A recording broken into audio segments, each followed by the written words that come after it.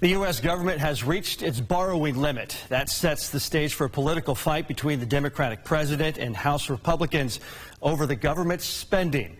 Joining us now to make sense of what all that means is Dr. Jeffrey Heyman, the professor of economics at Cedarville University. As always, it's great to talk to you, Dr. Heyman. Let's talk about this.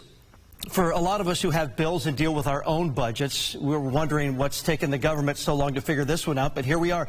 The Treasury Department says that it's taken extraordinary measures to avoid defaulting on the national debt. Those measures could run out by June. Exactly what are those extraordinary measures?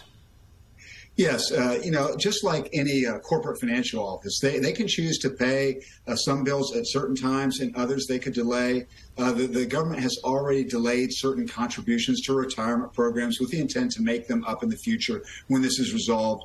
It's really about managing when their cash flow will come in and out. And they do have some ability to shift some of that, as mentioned, some of the retirement programs, some other expenses of the government. Sometimes if they've normally been paying back in 30 days, they may take 60 days. That type of thing is exactly what the Treasury is doing. Dr. Heyman, the debt ceiling it's an artificially imposed cap, and it's been raised around 80 times, regardless of which party is in the White House, regardless of which party has been in control of the House. It's been raised 80 times since the 1960s. Why does it even exist in the first place?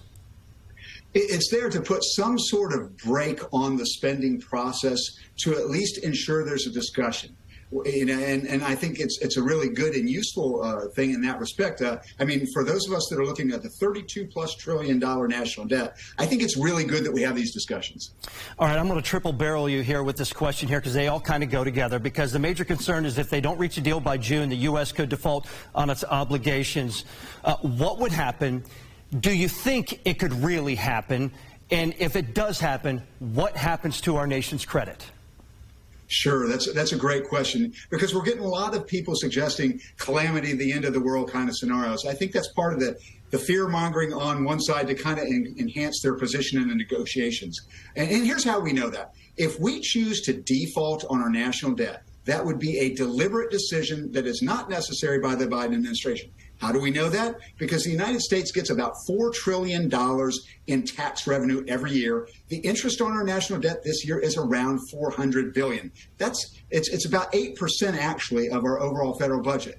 There's no reason why we cannot easily cover the payments on the national debt, the interest that is, within the existing revenues. Now, that would require cuts in other spending services, and the Biden administration has said that they will not prioritize spending on the interest on our debt over the current spending that they would like to do. But that's precisely the political issue.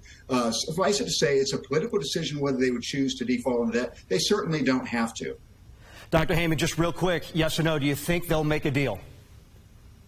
I think at the end of the day, there will be some sort of deal, unless the political parties believe it's in their interest to have some sort of showdown against the other. That's the outstanding question there. More questions to come on this. We thank you for taking the time, Dr. Jeffrey Heyman, professor of economics at Cedarville University. Thank you, Doctor.